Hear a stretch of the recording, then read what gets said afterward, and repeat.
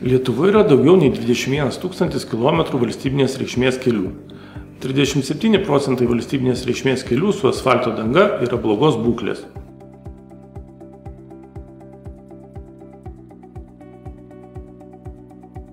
Mūsų atliktas auditas, kuriame vertinome akcinės bendrovės Via Lietuva veiklą organizuojant valstybinės reikšmės kelių atkūrimą, priežiūrą ir plėtrą, rodo, kad 86% viešojo pirkimo sutarčių dėl valstybinės reikšmės kelių statybos darbų atlikimo vėlavo.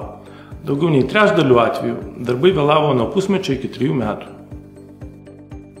Finansavimas numatytas ir planuojamas 2021-2026 metams valstybinės reikšmės kelių atkūrimo, priežiūros ir plėtros darbams yra mažesnis nei už šios darbus atsakingų institucijų apskaičiuotas poreikis. Nebuvo nuosekliai ir skaidriai suplanuoti valstybinės reikšmės kelių statybos darbai ir paskirstyti finansiniai ištekliai. Iniciatyvų galinčių generuoti papildomas pajamas valstybinės reikšmės kelių atkūrimui, priežiūrai ir plėtrai įgyvendinimas vėluoja daugiau nei 3 metus. Manome, kad įgyvendinus valstybės kontrolės pateiktas rekomendacijas, valstybinės reikšmės keliai prioritetinėse eilėse bus reitinguojami remiantis patikimais vertinimo kriterijų duomenimis.